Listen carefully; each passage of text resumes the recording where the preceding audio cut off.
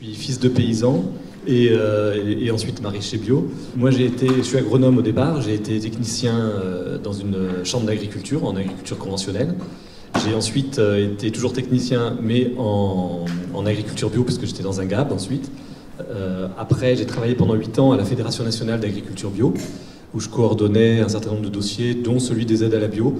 En gros, les aides au maintien, le crédit d'impôt, c'est moi qui les ai écrits techniquement. Et je suivais aussi le dossier des semences. À cette époque, j'étais un des représentants de la France auprès de Bruxelles sur la question des semences bio. Et j'ai participé à la création du réseau Semences Paysannes, que certains d'entre vous connaissent, j'espère. Donc tous ces sujets-là, évidemment, on peut les développer. Mais là, je vais essayer de répondre à la question posée.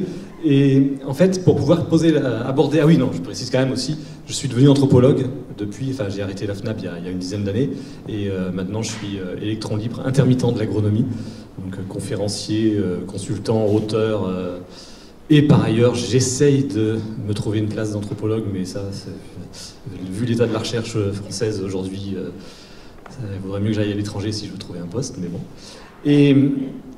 Mais ça a quand même nourri, ce virage vers l'anthropologie a nourri mon approche. Et en fait, pour pouvoir répondre à la question, je vais prendre un petit moment à vous expliquer de quel bio je parle.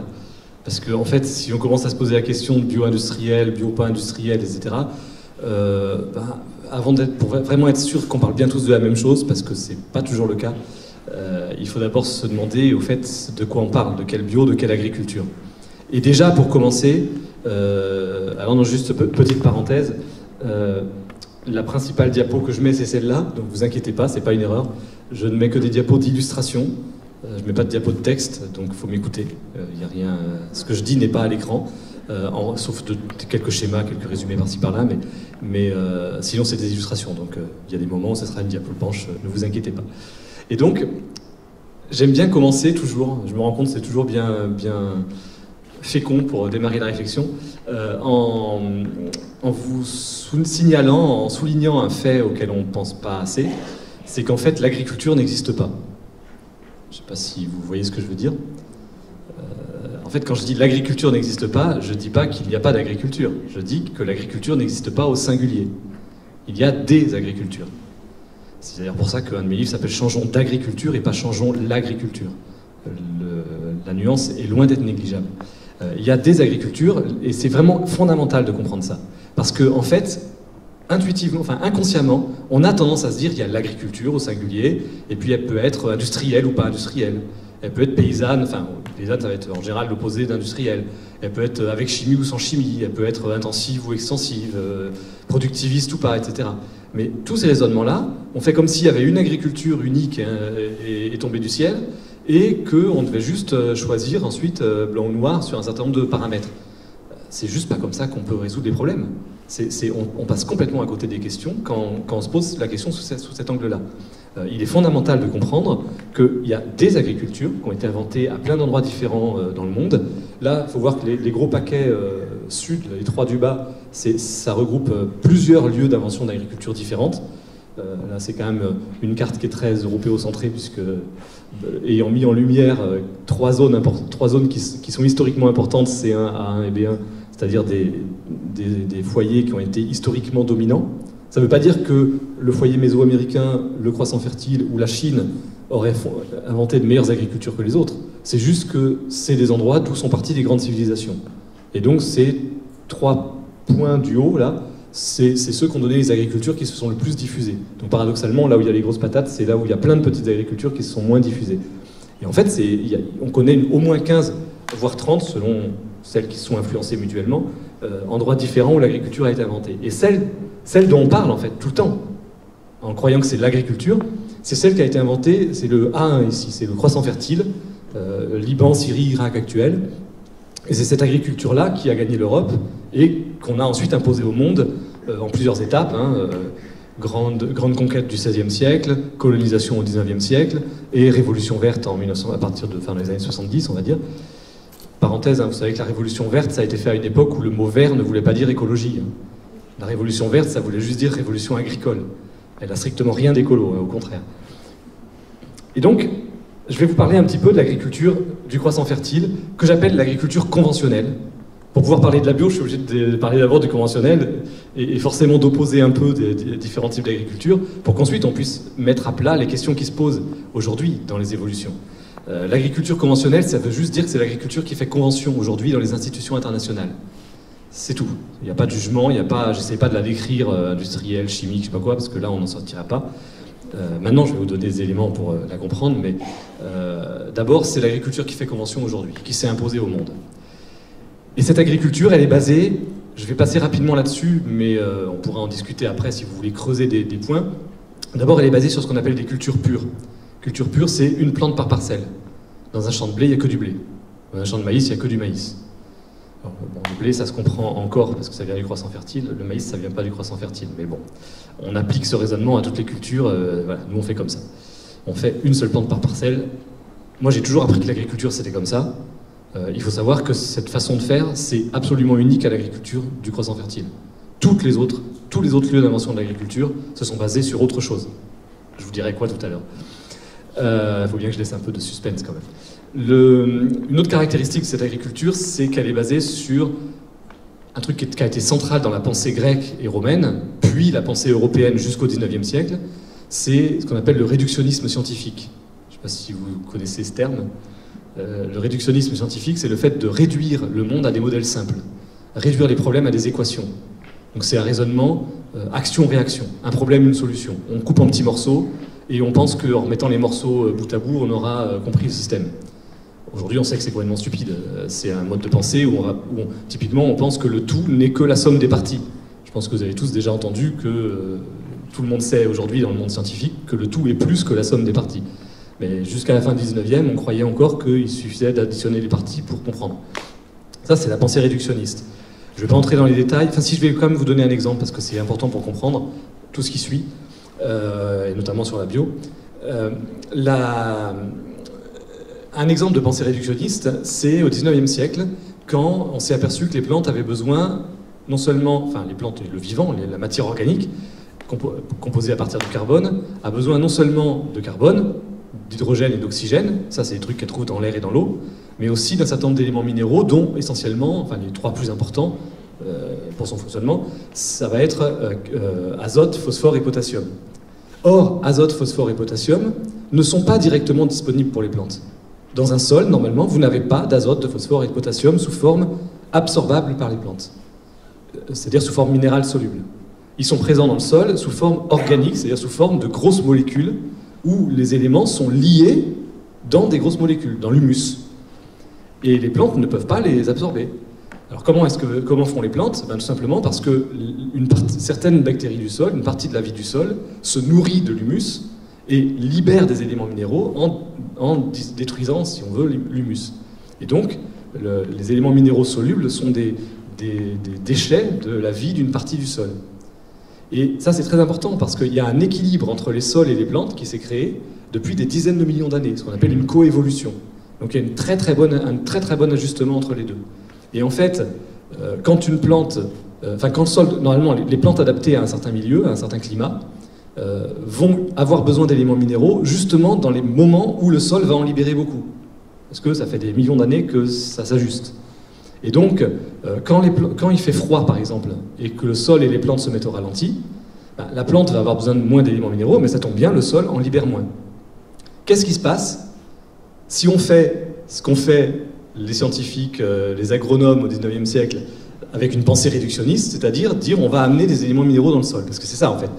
Un exemple typique de pensée réductionniste, c'est de se dire ils ont besoin d'azote, phosphore, potassium, on va les amener directement. Nous, on sait, on est scientifique, on a mis ça en équation, et on va l'amener au sol, sous forme soluble, minérale, directement disponible. Et quand on fait ça, le résultat, c'est que quand il fait froid, la plante se met au ralenti, mais comme les éléments minéraux sont là, puisque vous les avez amenés sous forme d'engrais solubles, elle les absorbe quand même. Parce que l'absorption est en grande partie passive. Résultat, vous avez une sève qui est gorgée d'éléments minéraux, que vous avez amenés bêtement, alors que la plante ne les utilise quasiment pas, puisqu'elle s'est mise au ralenti. C'est un garde-manger porte ouverte. Il ne faut pas venir se plaindre ensuite si vous avez des maladies, des parasites qui s'installent là-dessus. En fait, on a rendu les plantes fragiles avec les engrais minéraux solubles. Et dans une pensée réductionniste, on s'est dit, elles ont besoin de ça, on fait une équation, flux entrant, flux sortant, et pof, on amène des engrais. Ça paraissait très bien. Sauf qu'en fait, c'est une catastrophe. Et alors une autre caractéristique de cette... excuse, par moment, je suis obligé de faire des allers-retours parce que, pour pas que l'ordicitanie. Une autre caractéristique de cette agriculture conventionnelle, c'est qu'elle est basée sur un élitisme des savoirs, particulièrement en France. C'était moins vrai en Angleterre, mais dans l'Europe continentale et notamment en France, c'est très très fort depuis le XVIIIe siècle. C'est très facile à dater, hein, XVIIe, XVIIIe siècle, c'est l'époque de Louis XIV, avec la création des académies. Très clairement, enfin, en tant qu'anthropologue, j'ai travaillé sur la musique par rapport à ce sujet-là, et il y a un ethnomusicologue français qui s'appelle Luc-Charles Dominique qui a fait un bouquin là-dessus et qui montre très bien comment les académies de danse et de musique ont été créées sciemment pour détruire la confrérie des ménétriers et pour reprendre dans les mains de l'aristocratie la maîtrise de la musique et de la danse, avec l'instauration de règles de savoir lire et écrire la musique, par exemple, ce que les ménétriers ne faisaient pas, et ce qui n'est pas du tout nécessaire. Enfin, un certain nombre d'éléments qui a permis de rapatrier la maîtrise des savoirs au sein des lettrés, d'abord l'aristocratie, puis après la Révolution, ça a été les bourgeois, etc. Et il y a vraiment cette vision élitiste des savoirs avec un mépris vers les savoirs paysans. Et ça aussi, c'est quelque chose de très important à avoir en tête en termes de choix qu'on peut faire, de choix alternatifs qu'on peut faire. Et puis, une autre caractéristique que je ne vais pas trop développer parce que ça, c'est un sujet à part entière, c'est la dimension productiviste. Alors quand même, juste préciser le sens des mots parce que vous savez ce que c'est le productivisme ?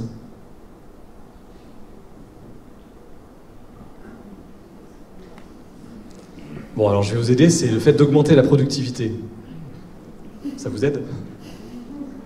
Alors la productivité, c'est la production par travailleur. Et c'est vraiment très important de préciser, c'est la production par travailleur, c'est pas la production par hectare. On a souvent tendance, et moi ça peut m'arriver aussi par erreur, de dire une parcelle est productive, enfin voilà, en pensant production par hectare. Mais c'est pas du tout, c'est pas correct, c'est pas scientifiquement correct. La productivité, c'est un terme qui est utilisé dans l'économie, dans tous les domaines de l'économie, et ça renvoie à la production par travailleur. La production par hectare, c'est intensif. Un fort rendement par hectare, c'est intensif. Après, on peut faire intensif en emploi, ce qui est l'inverse de la productivité. On peut dire intensif en pétrole, intensif en tout ce qu'on veut, mais intensif tout court, c'est le rendement par hectare. Mais productif, c'est un terme d'économie générale, c'est le rendement par travailleur. Et c'est très important de comprendre ça quand on parle du productivisme. Parce qu'il ne faut pas mettre n'importe quoi derrière le productivisme. Le productivisme, c'est le fait qu'on a voulu augmenter le rendement par travailleur pour libérer des bras. Parce que l'agriculture occupe énormément de temps. Les cueilleurs, pêcheurs, chasseurs passaient à peu près 3 heures par jour pour se nourrir. Le reste du temps, ils faisaient autre chose. De l'artisanat, du loisir, etc. Les agriculteurs, ils travaillent toute la journée. Donc si on veut pouvoir avoir des artisans, si on veut pouvoir faire autre chose dans une société, il faut qu'il y ait des gens qui soient libérés du travail agricole. Donc qu'un agriculteur nourrisse plusieurs personnes à lui tout seul. Si un agriculteur peut nourrir 2 personnes, on va avoir 50% des gens qui vont pouvoir faire autre chose. Si un agriculteur peut nourrir 50 personnes, on va avoir 98% des gens qui vont pouvoir faire autre chose. Ça change pas mal. Et donc, on a tout le temps voulu augmenter la productivité. Et ça, c'était tout à fait sain. C'est important d'avoir ça en tête quand on raisonne sur les changements d'agriculture, sur toutes les questions qui se posent aujourd'hui dans la transition agricole. C'est que des choses peuvent très bien avoir été logiques et positives à une époque et devenir négatives à une autre époque. Le productivisme, c'est ce qui a permis de faire les premières cités-États. C'est ce qui a permis de construire les pyramides. C'est ce qui a permis de faire beaucoup de guerres aussi, malheureusement. Ça, on aurait pu éviter. C'est ce qui a permis de construire les cathédrales. Notre-Dame de Paris a été construite à une époque où il y avait une abondance en Europe. Le Moyen-Âge, ça n'a pas été toujours une période sinistre. Tous les bâtisseurs de Notre-Dame, il fallait bien qu'on les nourrisse. Ils n'étaient pas agriculteurs. Ça a permis de faire la révolution industrielle. Ça a permis de reconstruire l'Europe après la Seconde Guerre mondiale. Ça permet d'aller pointer à Pôle emploi ou d'aller mourir de faim dans les favelas du Brésil. C'est-à-dire qu'aujourd'hui, c'est devenu un gros mot. Et aujourd'hui, pour moi, c'est clair, le productivisme, c'est un gros mot. Mais il y a 50 ans, ça n'était pas un gros mot. Donc c'est plus compliqué que simplement de dire c'est noir, c'est blanc. Aujourd'hui, dans un monde de chômage de masse, de plein emploi, où c'est planétaire, où le plein emploi est planétaire, où on ne sait pas trouver de travail pour les gens, le productivisme devient criminel. Et je dis criminel parce que quand il conduit à remplacer les salariés agricoles du Brésil par de la mécanisation et de la chimie pour des cultures de soja d'exportation, qui en plus se fait en général sur la déforestation, etc., il y a tous les torts réunis, ces anciens salariés agricoles, qu'est-ce qu'ils sont devenus ? Ils ont été créés des favelas. On a remplacé des gens qui vivaient correctement. D'accord, ils étaient que salariés. Après tout, salariat, c'est pas non plus une catastrophe. C'est aussi un statut tout à fait digne. Et aujourd'hui, ils meurent de faim dans les favelas. 95% des habitants des favelas sont d'anciens salariés agricoles ou maintenant leurs enfants et leurs petits-enfants. Et alors oui, ça celle-là, j'aurais dû vous la montrer dès le départ parce que c'était juste pour vous dire... Enfin, je vais quand même vous poser la question. Vous mettriez ça comme exemple d'agriculture bio? Non, pas trop quand même. Peut-être de bio-industriel, à la rigueur. Mais en fait, justement, ça, typiquement, pour moi, ça c'est typiquement une image synthétique de conventionnel. C'est-à-dire culture pure, surmécanisation, gigantisme, parce que le productivisme qui était nécessaire à une époque, il s'est accompagné, enfin, il s'est fait grâce notamment à la mécanisation. Puis la motorisation, qui est une étape particulière dans la mécanisation, qui est beaucoup plus perverse que tous les progrès précédents. Pas seulement parce que ça consomme du pétrole, mais aussi parce que la motorisation à partir du 19e a clairement été faite dans le but de standardiser et d'industrialiser les filières agricoles. C'était ça l'objectif, hein, bien plus que la question de bien-être des agriculteurs. Et en fait, donc le productivisme, il est passé par cette mécanisation à outrance. On va me dire, ben oui, mais la mécanisation, ça améliore les conditions de travail. Ouais, enfin ça, c'est un effet collatéral, en fait. C'est un bénéfice collatéral. Mais vous n'allez pas me faire croire que les pharaons se souciaient beaucoup des conditions de travail de leurs esclaves ou que la plupart des seigneurs du Moyen-Âge se souciaient beaucoup des conditions de travail de leurs serfs. La mécanisation, à toutes ces époques-là, le but, c'était pas d'améliorer les conditions de travail. Le but, c'était juste de produire plus par agriculteur, point. Il se trouve que ça a amélioré les conditions de travail, tant mieux, hein, ça en garde. Et il y a des domaines où il faudrait qu'on progresse. Je ne sais pas si certains d'entre vous sont liés dans les réseaux de l'atelier paysan, par exemple. Il y a encore du boulot à faire en termes d'invention de mécanisation intelligente, notamment en maraîchage. Mais là, on est vraiment sur de la surmécanisation, sur des trucs aberrants. Mais, voilà. Donc ça, c'est globalement le modèle, l'approche générale qui construit le conventionnel. Et en fait, moi, quand je parle de bio, c'est d'abord par rapport à ça, c'est d'abord à ça que je me réfère. C'est-à-dire, c'est prendre un virage par rapport à ça. C'est pas dire on va enlever la chimie à un truc qui resterait comme ça. C'est qu'est-ce qu'on peut faire d'autre comme agriculture. Et on peut appeler ça bio ou autrement, je m'en fiche.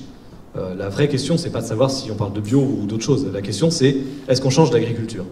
Et pour ça, ce qui est très intéressant, c'est... Alors d'abord, si quand même...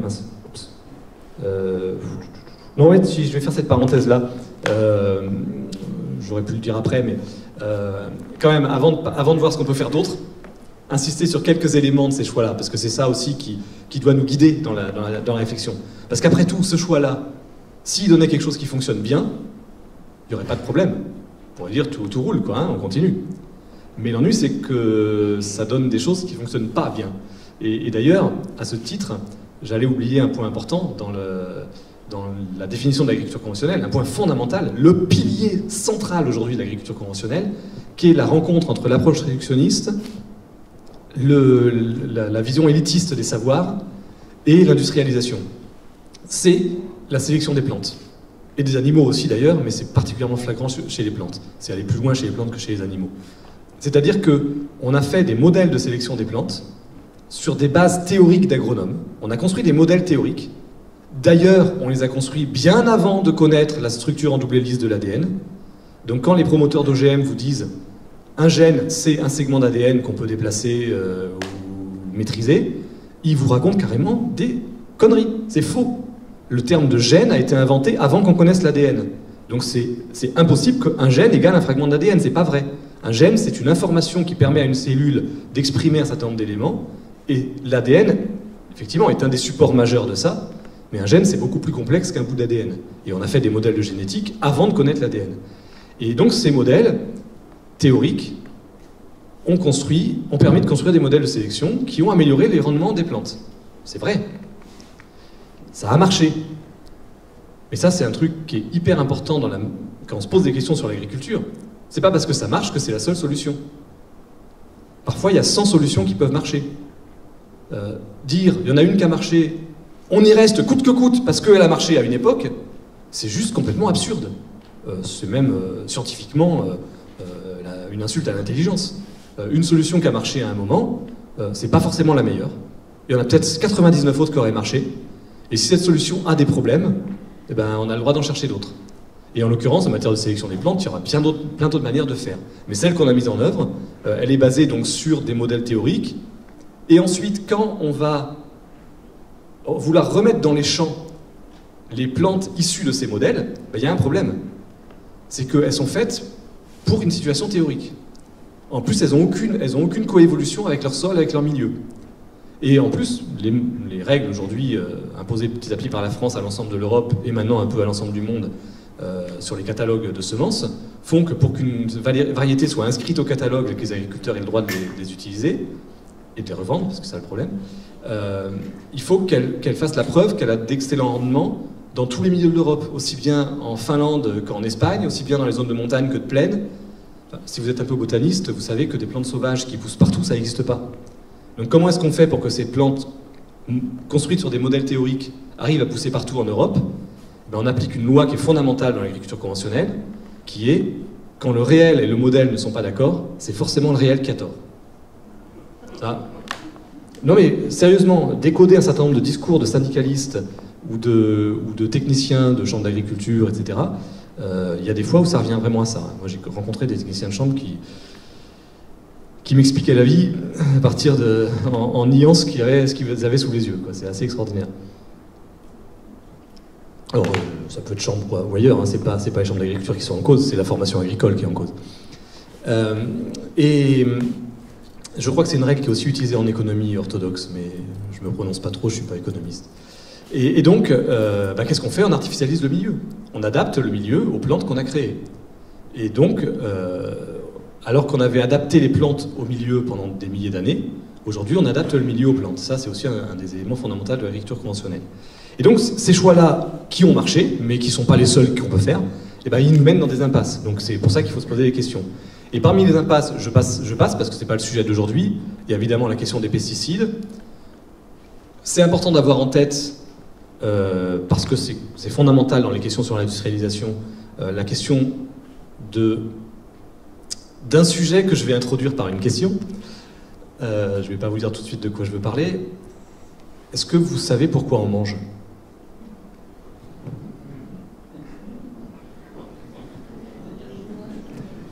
Ah, j'entends là-bas, pour avoir de l'énergie. Ben oui. Alors il y a une dimension sociale qui est très importante. En tant qu'anthropologue, je ne peux pas la négliger, dans ce qui nous fonde comme humains en tant que société, le partage du repas. Mais il y a d'autres dimensions biologiques. L'une, c'est l'apport d'éléments, des briques du vivant, des éléments minéraux. Et l'autre, c'est l'énergie. Les éléments minéraux, c'est assez facile de les avoir. Normalement, si on a une alimentation variée, on les a sans trop de problèmes. Les fameux 5 fruits et légumes par jour, tout ça, ça marche. Par contre, l'énergie, c'est vraiment le facteur limitant. C'est pour ça que les rations alimentaires sont en énergie. On les mesure par rapport à ce qui est le facteur limitant. Et donc, kilojoules ou kilocalories, c'est des mesures d'énergie. Et pourquoi ? Parce qu'en fait, nous, on n'est pas capable d'utiliser l'énergie du soleil. C'est le soleil la source de l'énergie sur Terre.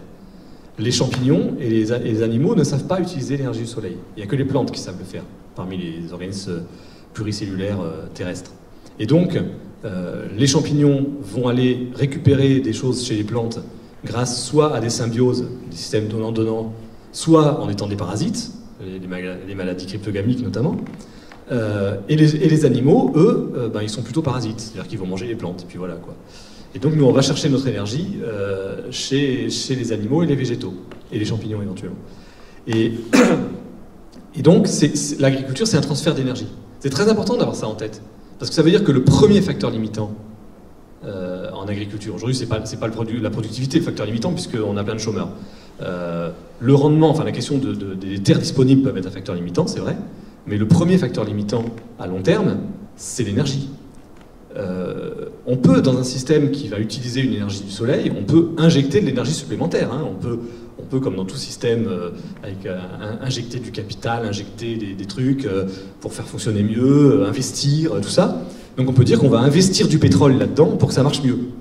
Avec la mécanisation, par exemple, voilà, on investit l'énergie fossile pour que ça produise encore plus. Donc, il faut faire le calcul. Pour une unité d'énergie de pétrole qu'on va injecter dans ce système agricole pour qu'il produise plus, combien est-ce qu'on récupère d'énergie assimilable par l'homme à l'arrivée ? Aux États-Unis aujourd'hui, est-ce que vous savez, pour une unité de pétrole injectée, combien on récupère d'unité d'énergie assimilable par l'homme ? 0,07 en fait, 15 fois moins. Aujourd'hui, aux États-Unis, d'après les derniers calculs qu'a fait Pablo Servigne, on injecte 15 unités d'énergie fossile pour produire une unité d'énergie assimilable par l'homme. C'est juste du n'importe quoi. C'est considérablement moins efficace que la chasse et la cueillette, c'est intenable, c'est une agriculture qui nourrira jamais le monde à long terme. Alors vous allez me dire, bah oui, mais ça marche pour l'instant. Bah oui, ça marche pour l'instant puisqu'on a du pétrole. Évidemment, tant qu'on consomme le pétrole, effectivement, ça marche. Mais c'est une gabegie. Et le jour où on n'aura plus de pétrole, ben, ça ne marchera plus. Donc, c'est quand même une question fondamentale à se poser quand on se pose des questions sur l'agriculture. Et puis, un sujet qui est hyper dans l'actualité et qui nourrit aussi les questions qu'on a à se poser ensemble, c'est la question du dérèglement climatique. Alors, je vais recadrer un peu ce truc-là, parce que dérèglement climatique, je pense que vous savez ce que c'est, mais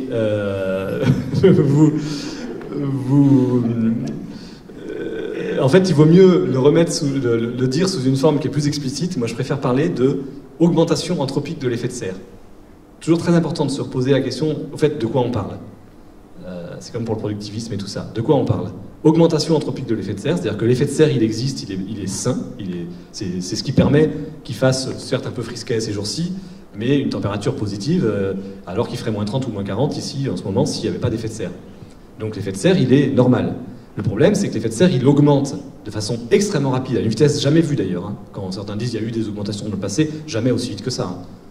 Les échelles géologiques, c'est sur des dizaines de milliers d'années. Là, ça se fait en quelques décennies. Enfin, c'est de la folie. Et à un niveau extrêmement problématique, parce que ça déstabilise tous les milieux, et nos sociétés en particulier.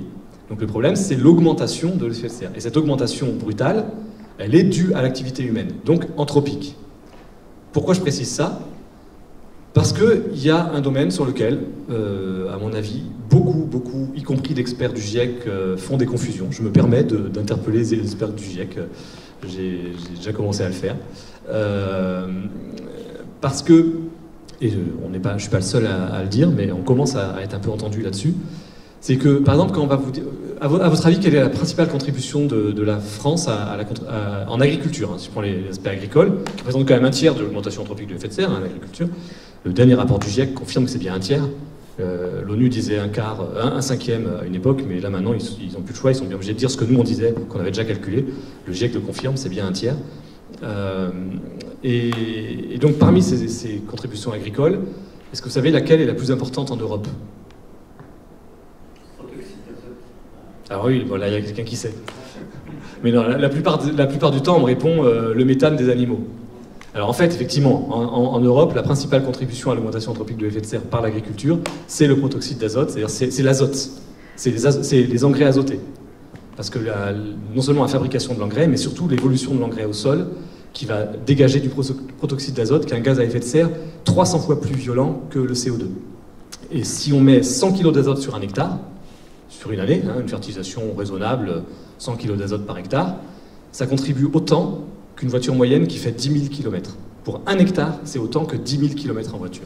Donc vraiment, il faut avoir en tête, quand on vous dit il vaut mieux du conventionnel d'ici que de la bio qui vient de 500 km, si vous raisonnez uniquement effet de serre, c'est faux. Après, il y a plein d'autres raisons pour privilégier quelque chose qui est local et tout ça. C'est un aspect très important. Mais il y a plein d'aspects importants dans le lien au territoire, etc. Mais si vous parlez uniquement d'effet de serre, l'azote contribue bien plus à l'effet de serre que le transport. Donc il vaut mieux une agriculture qui n'a pas utilisé d'azote minéral, d'azote de synthèse, en termes d'effet de serre. Mais souvent on répond les animaux.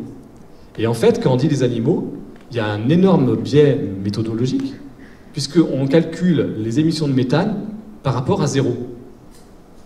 Mais je m'excuse, l'augmentation anthropique de l'effet de serre, c'est par rapport à si l'homme n'était pas là.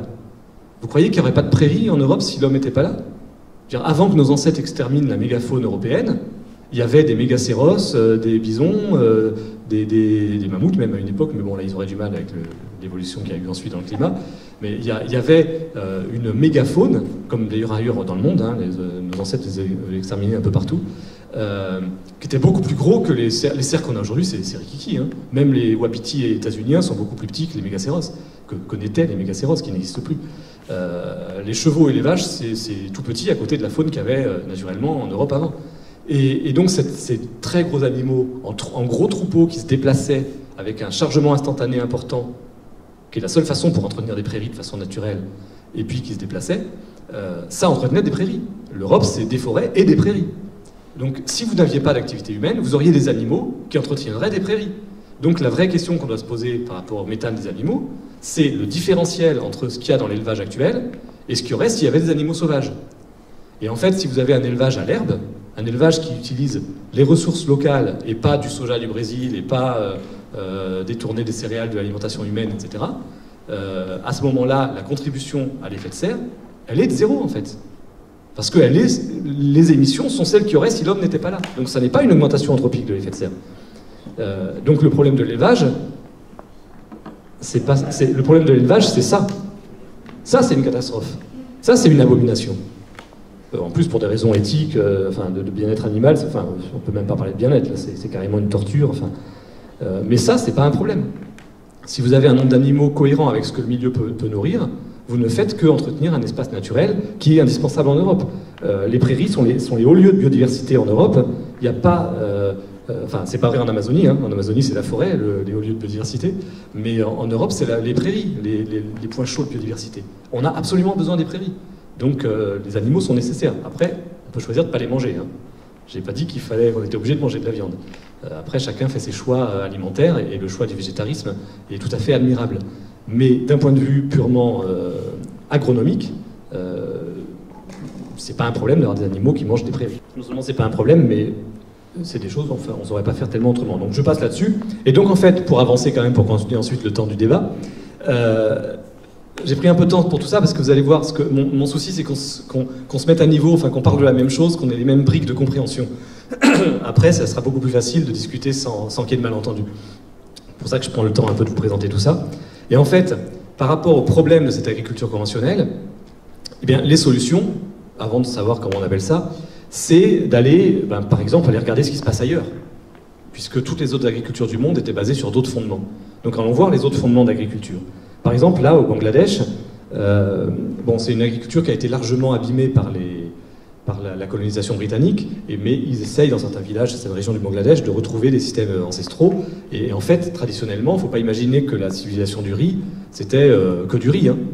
Vous savez combien ils font de récoltes là-bas par an? Enfin, de cycles. Une céréale, combien ils peuvent faire de cycles de céréales dans une année? 3. Nous, on en fait 1, eux, ils peuvent en faire 3. C'est 2 ou 3 selon les régions, mais là, le delta du Brahmapoutre, c'est 3. Ils vont pas faire 3 cultures de riz de suite dans l'année. Hein. Ils vont en faire 1, parfois 2, mais jamais 3. Ça veut dire qu'ils font autre chose. Ils font des fruits et légumes, ils font des légumes, ils ont des arbres fruitiers, ils font du jute, ils font de la canne à sucre, ils font plein de choses. Et même quand ils font du riz, vous voyez là, ils vont avoir des petites parcelles de variétés différentes. C'est des petites chèvres qu'on voit là-bas, donc elles sont petites, hein, donc vraiment les parcelles sont pas grandes. Et mettons que cette variété-là de riz soit une variété qui est très adaptée aux années sèches. Je dis ça au hasard, hein, je n'ai pas été vérifié. Et que celle-là est très adaptée aux années humides. Si cette année-là, la mousson est très très violente et c'est très inondé, c'est sûr que cette variété-là ne va pas donner grand-chose. Mais celle-là va donner plein pot. Donc il y aura de quoi manger. Et vice-versa. En fait, avoir une très grande diversité de cultures, c'est une assurance tout risque. Mais en fait, la meilleure assurance tout risque, c'est ça. C'est d'avoir des cultures mélangées. C'est-à-dire que c'est le contraire des cultures pures dont je parlais tout à l'heure. C'est ce qu'on appelle les cultures associées, d'avoir des cultures en même temps sur la même parcelle éparpillées. Le gros avantage, c'est que par rapport à ce que je viens de dire en matière d'assurance tout risque, c'est que quand vous avez une variété de riz sur une parcelle qui ne va pas donner, la parcelle entière ne va pas donner grand-chose. Même si la parcelle d'à côté donne beaucoup. Mais quand c'est mélangé, c'est bien mieux. Parce que comme c'est des petits points par-ci par-là qui vont moins bien donner cette année-là, certaines plantes ne vont pas marcher certaines années. Mais il y en a d'autres qui vont marcher. Il y en aura toujours qui marcheront. Quand vous avez une grande diversité, il y en aura toujours qui marcheront. Et le résultat, c'est que celles qui marcheront occuperont l'espace libéré par celles qui ne marchent pas. Donc la production de biomasse au niveau de la parcelle est régulière. La seule chose, c'est que vous ne saurez pas d'avance qu'est-ce qui va marcher cette année-là. Vous ne saurez pas d'avance si vous allez avoir plus de riz, plus de maïs, plus de gombo, plus d'igname, plus de manioc. Voilà, c'est irrégulier. Mais la production globale, elle est quasiment constante. Donc il y a toujours de quoi manger. C'est vraiment une assurance de risque totale. Et puis il y a plein d'avantages, je vais passer rapidement, mais il y en a un avantage que j'aime bien rappeler, parce que c'est hyper important aujourd'hui avec les questions de dérèglement climatique et les maladies qui arrivent aujourd'hui, c'est que quand vous avez ici un pied de maïs, vous en avez un autre ici près de Kwagunkoyi. Si vous avez une maladie qui est adaptée au maïs, pour aller de ce pied-là à celui-là, et de traverser 2 mètres de jungle. Parce qu'une maladie adaptée au maïs, je peux vous garantir que le gombo, manioc, niébé, machin, c'est de la jungle. Donc elle ne va pas se développer. Très peu. Alors que quand vous avez de la monoculture de céréales, quand vous avez, comme certaines régions où j'étais il n'y a pas longtemps, de la monoculture de vignes, ben, quand vous avez une maladie qui arrive à un bout, ben, elle fait des centaines de kilomètres en quelques jours. Elle a un boulevard. Il faut juste arrêter cette connerie-là. La monoculture régionale, c'est du suicide. Avec le dérèglement climatique, ça sera intenable. Il faut arrêter. Enfin, on ne pourra plus continuer. On n'a pas de solution. Pensez à Xylella fastidiosa là, qui est arrivé d'Italie, qui commence à arriver en Corse, etc., qui détruit les oliviers et tout. Voilà, pourquoi ça s'est développé en Italie? Les Pouilles, je ne sais pas si vous êtes déjà allé dans les Pouilles, vous descendez, vous prenez le train pour descendre, mettons, de Bari à Lecce, sur des centaines de kilomètres, vous voyez des oliviers, des oliviers, des oliviers, des oliviers, des oliviers. Bon, ben, voilà, évidemment. Alors je passe rapidement sur tout ça, il y aurait énormément à dire sur les cultures associées, mais je ne vais pas développer. Ça permet d'assurer le maintien de la fertilité, ça permet d'éviter de mettre de l'azote minéral, parce que quand vous avez des cultures associées, vous avez des légumineuses, c'est-à-dire des plantes qui captent l'azote atmosphérique et qui le fixent sous forme stable, organique, grâce à une symbiose bactérienne. Donc avec des légumineuses, vous n'avez aucun besoin d'amener de l'azote minéral. Donc quand on vous dit qu'il faut mettre de l'azote dans les cultures, c'est juste n'importe quoi. Il y a plein d'avantages aux cultures associées, mais je vais pas développer trop là-dessus. Juste, tiens, je reviens sur un aspect quand même. Vous voyez quoi là? Alors je ne demande pas de me dire que vous voyez que c'est du maïs parce que je l'ai écrit. Mais vous voyez quoi visuellement? De la terre nue. Et on est en juin. Période où il y a le solstice d'été. Période où les rayons du soleil sont les plus énergétiques. Doublement, par l'inclinaison de la Terre et par la durée d'ensoleillement. Et vous faites tomber les rayons du soleil sur du sol nu. Je vous rappelle à quoi sert l'agriculture, à transférer l'énergie solaire en énergie assimilable par l'homme. C'est juste une aberration agronomique. Le maïs, il ne vient pas du croissant fertile, il vient d'Amérique latine, où il était cultivé en culture associée, pour pouvoir notamment utiliser l'énergie du soleil. Et donc en fait, tout ça pour dire que quand vous avez des cultures associées, vous avez aussi une bien meilleure utilisation des rayons du soleil, beaucoup moins d'érosion aussi, parce que quelqu'un a évoqué, c'est une période où il pleut aussi, et où il y a de l'érosion et tout. Et donc, vous optimisez beaucoup plus les ressources. Donc il faut essayer d'aller vers ça. Et en fait, aller vers ça, aller vers ces techniques-là, qui vont considérer l'environnement comme un facteur de production et pas comme un adversaire, qui vont raisonner sur un système et pas sur une approche réductionniste où on coupe en petits morceaux, où on va adapter les plantes et les animaux au milieu, au lieu d'adapter le milieu aux plantes et aux animaux, à coup d'engrais et de pesticides. Et bien, cette approche-là, c'est ce qu'on peut résumer par le terme d'organisme agricole. C'est une vision d'organisme, une vision holistique, systémique. C'est vraiment l'opposé de l'approche réductionniste dont je vous parlais dans l'agriculture conventionnelle. Et cette révolution-là, elle s'est faite dans toutes les sciences. Hein. Toutes les sciences sont devenues systémiques en Europe, à la fin du 19e, au début du 20e. Et il y en a qui ont essayé de le faire en agriculture. Un certain Steiner, vous avez entendu parler, je pense. Et puis surtout, pour moi, un qui a suivi Steiner, enfin qui a appliqué dans une ferme pendant 10 ans, expérimenté, ajusté, amélioré les idées de Steiner, qui est Ehrenfried Pfeiffer, et qui a publié en 1938 le livre Fécondité de la Terre, juste avant de fuir aux États-Unis, parce qu'il était allemand et il n'était pas du tout dans la ligne du régime. Donc il s'est enfui aux États-Unis en 1938, et donc il a arrêté ses travaux, mais il avait pendant 10 ans expérimenté et amélioré très nettement les intuitions parfois discutables de Steiner. Et Pfeiffer a vraiment, pour moi, c'est vraiment le fondateur de la biodynamie et de la bio, en fait. C'est le premier à avoir défini ce qui est devenu la bio. Et puis il y avait quasiment à la même époque un Britannique qui s'appelait Howard, Sir Albert Howard, qui avait travaillé 30 ans en Inde, qui est d'ailleurs l'inventeur du compost, hein, entre parenthèses, enfin du compostage tel qu'on le fait aujourd'hui. C'est-à-dire le compost, c'était un savoir indien, un savoir traditionnel, un peu approximatif. Il a rajouté ses savoirs occidentaux, c'est-à-dire qu'il a mélangé les savoirs traditionnels et les savoirs occidentaux, et il a abouti à ce qu'on appelle aujourd'hui le compost, et qui est l'invention d'Albert Howard. Et en fait, c'est les inventeurs de l'agriculture biologique. Et quand ils parlent de la bio, ils disent pas c'est une agriculture sans chimie. C'est pas du tout ça leur définition à Pfeiffer et Howard. Hein. Là, j'ai juste remplacé organisme agricole par agriculture biologique. Mais eux, justement, ils utilisaient le terme d'organisme agricole. C'est d'ailleurs sans doute pour ça qu'Howard a parlé d'organique agriculture, organique faisant sans doute au moins autant référence à organisme qu'à l'aspect organique, etc. Et ça a été très maladroitement traduit en français par agriculture biologique, ce qui est un peu un non-sens, mais bon, maintenant que c'est comme ça, c'est comme ça. Et donc la bio, c'est juste ça.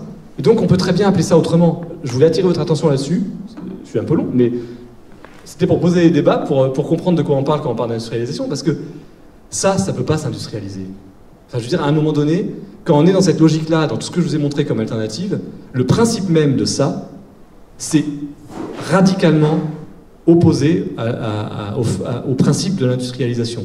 C'est-à-dire, c'est tout sauf la standardisation, parce qu'il faut une diversité d'adaptation au territoire, il faut une autonomie des choix des paysans. Ça ne peut pas, c'est pas compatible avec la notion d'industrialisation. Et donc, quand j'entends parler, alors après, on appelle ça bio, mais certains appellent ça agroécologie aussi, sachant qu'agroécologie, c'est un terme qui est utilisé dans des sens différents. Alors, certes, Nature et Progrès ou Pierre Rabhi utilisent l'agroécologie pour désigner ça, pour désigner ce que moi j'appelle la bio, ce que les fondateurs de la bio appelaient la bio, ce que la Fédération internationale bio appelle la bio, parce que ce que je vous ai montré là, ce que j'ai là, c'est la définition internationale. C'est une agriculture, donc peu importe comment on l'appelle, c'est une agriculture qui va chercher à avoir une démarche systémique qui utilise l'environnement au lieu de le combattre, pour résumer. La question de la chimie, c'est secondaire. L'interdiction des produits chimiques de synthèse, c'est un moyen pour construire l'organisme agricole. Le but, c'est pas l'interdiction des produits. C'est très important. Dans la bio, l'interdiction des produits chimiques de synthèse n'est qu'un moyen, c'est pas le but. Et donc, quand on parle de bio-industriel, en fait, on confond le moyen et le but. On se dit que bio, c'est sans chimie, et donc industriel sans chimie, c'est bio-industriel. Moi, en fait, personnellement, je préfère parler de conventionnel sans chimie dans ces cas-là. On est dans une logique conventionnelle, et on a juste enlevé la chimie. Moi, j'appelle pas ça de la bio. J'appelle ça du conventionnel sans chimie. Alors vous allez me dire, oui, mais le règlement européen permet ça aujourd'hui. C'est vrai. Le règlement européen est une bonne transition vers la bio, tout comme l'agriculture paysanne en est une, tout comme l'élevage à l'herbe sans passer en bio en est une, tout comme l'agroforesterie en est une. Il y a plein de transitions vers ce système-là. Le règlement européen n'en est qu'une parmi d'autres, parce qu'il ne consacre pas les règles fondamentales de la bio au sens international. Donc il est imparfait, il n'est qu'une transition, une bonne transition, mais une transition avec un énorme défaut, c'est qu'il permet de faire du conventionnel sans chimie. Quelqu'un qui le lit à minima, il va se contenter d'enlever la chimie et il va faire du conventionnel derrière. Il va continuer à raisonner en conventionnel. Et en fait, les enjeux qu'on a, c'est comment on se réapproprie tous les éléments que je vous ai présentés là, sans se focaliser sur savoir si c'est bio ou pas bio, sans se focaliser sur sans se dire qu'il y aurait une fatalité à l'industrialisation. On fait juste autre chose. L'objectif aujourd'hui pour changer d'agriculture, c'est de redonner le contrôle aux paysans, donc l'autonomie de décision aux paysans, d'où l'intérêt du local, quand même si il vaut mieux se passer de la chimie, mais c'est quand même déjà ça de faire du local quand même. Il faut raisonner l'optimisation énergétique, il faut raisonner l'imbrication des cultures, et finalement, il y a un truc qui se passe en ce moment dans pas mal de régions, je sais qu'il y en a un petit peu ici, et j'ai rencontré des gens dans l'entre-deux-mer en Gironde, entre Bordeaux et Libourne, où c'est quelque chose qui avance pas mal, c'est les travaux autour des plans alimentaires territoriaux, les PAT, toutes les réflexions qui peuvent commencer à se mener à l'échelle d'un territoire, où agriculteurs, citoyens et élus vont dire, ben voilà, qu'est-ce qu'on veut pour notre territoire? Et en fait, pour moi, ça c'est une démarche qui est la meilleure réponse au risque d'industrialisation de la bio, comme on dit, ou par rapport au risque de conventionnel sans chimie. C'est-à-dire que, et impact, évidemment, les réseaux d'impact sont, à mon avis, des chevilles ouvrières de cette démarche-là. Les structures bio, bien sûr, mais pas que, parce que, je le répète, c'est une démarche générale, la bio, c'est une des manières d'aller dans cette direction-là. On a besoin de tirer tout le monde vers le haut. C'est-à-dire que moi j'ai participé à la création d'impact au niveau national. À l'époque, je représentais la FNAB, qui n'y est plus au niveau national, à ma connaissance, mais on avait tenté avec Sjoerd Vartena, qui après, enfin à ce moment-là, créait le Terre de Liens, on avait tenté de pousser à dire, ce qu'il faut dans l'impact, c'est que chaque réseau aille prendre ce qu'il y a de meilleur chez les autres. De dire, les bio, il faut qu'ils soient meilleurs sur le social, les CIVAM, il faut qu'ils soient meilleurs sur la chimie, sur le fait de se passer de chimie, etc. C'est-à-dire d'essayer de tirer tout le monde vers le haut, vers ce que les autres ont de meilleur. On n'a pas réussi à faire prendre ça comme ça, et c'est dommage. J'espère que maintenant c'est ce qui se passe, et je crois que c'est un peu ce qui se passe dans ce que j'ai pu avoir comme échange ces dernières années dans les réflexions au sein d'Impact. Et vraiment, il faut se dire, la question c'est pas bio, paysan, je sais pas quoi. La question c'est, pour moi, la question c'est ça. C'est comment est-ce qu'on construit un organisme agricole, et donc comment est-ce qu'on tient compte des réalités écologiques, du sol, du climat, des changements climatiques, etc. Comment on tient compte des choix techniques, de la mécanisation, elle est là, il faut l'utiliser quand on peut, quand elle n'est pas néfaste. Quand elle améliore les conditions de travail, il faut la garder. Et puis, les humains. Et les humains, c'est les citoyens, c'est les réseaux, c'est pas seulement les paysans, c'est pas seulement la force de travail des paysans, c'est pas seulement les ressources intellectuelles des paysans qu'il faut revaloriser, c'est aussi les besoins d'une société, c'est aussi les envies de construire ensemble quelque chose. Parce que, en fait, ce qui est en filigrane de tout ça, c'est un terme c'est en fait le terme d'agriculture. J'aime bien écrire agriculture avec un trait d'union. Agriculture. C'est une culture au sens anthropologique du terme. Une agriculture, c'est une manière dont une société s'approprie, se construit une façon d'être au monde. C'est pour ça qu'il y a plein d'agricultures différentes. Et une agriculture, c'est la manière dont une société donnée, qui est dans un territoire donné, va s'organiser avec son territoire. Donc il y a une dimension écologique qui est incontournable. On ne va pas faire n'importe quoi n'importe où. On ne fait pas encore de bananier dans le Loir-et-Cher. Ça viendra peut-être, mais on a un choix énorme malgré tout. Et ce choix, c'est la société, c'est des besoins, c'est des envies, c'est des trucs complètement subjectifs. Et il faut accepter ce subjectif-là. Et donc, les citoyens, les réseaux militants, leur rôle, c'est pas simplement de dire on veut plus de pesticides. C'est bien. Mais derrière, c'est comment est-ce qu'on fait pour nous-mêmes nous inscrire dans cette agriculture. Et pour ça, moi, je trouve que les travaux style plan alimentaire territoriaux, c'est intéressant. Et puis, plus globalement, il faut arriver à porter, et ça, je vais m'arrêter là pour qu'on puisse discuter, il faut arriver à porter un truc qui n'est pas évident, mais qui, à mon avis, est absolument nécessaire si on veut que ça bouge, c'est que toutes les réflexions que j'ai résumées ici et que vous portez, vous, dans vos réseaux, alors, pour les réseaux de paysans, ça va de soi, mais pour les réseaux qui ne sont pas de paysans, c'est moins évident. C'est que toutes ces réflexions, c'est pas une mise en cause des paysans. C'est même pas une mise en cause des agriculteurs industriels. Parce que les agriculteurs, ils sont dans un système.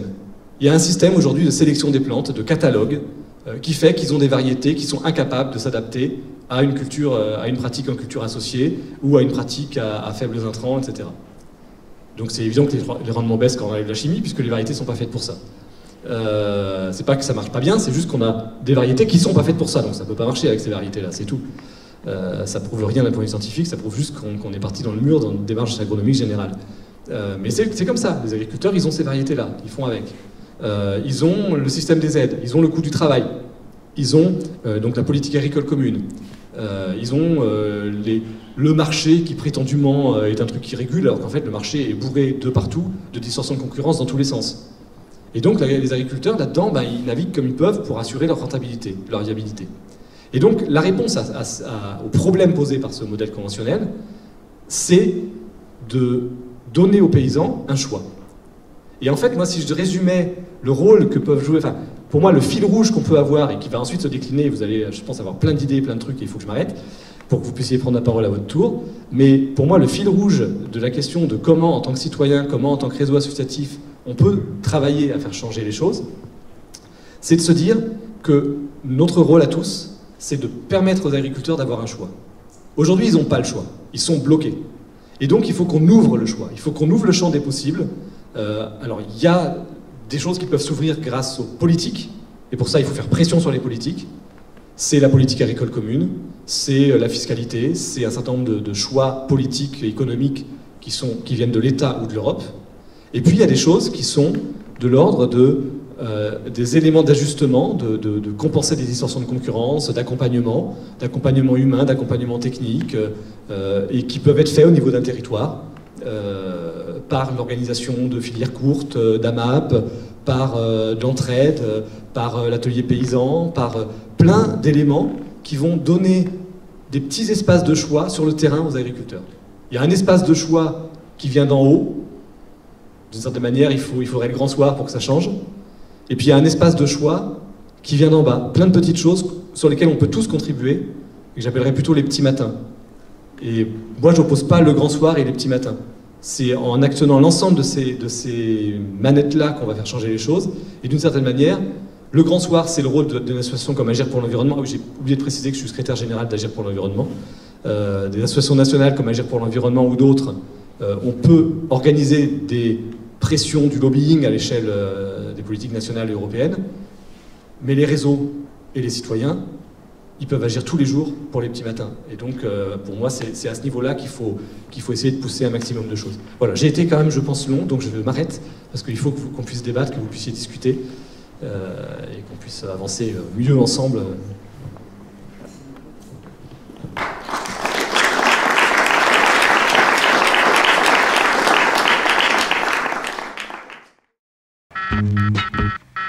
Come on in, the door's open. Got any more songs ready?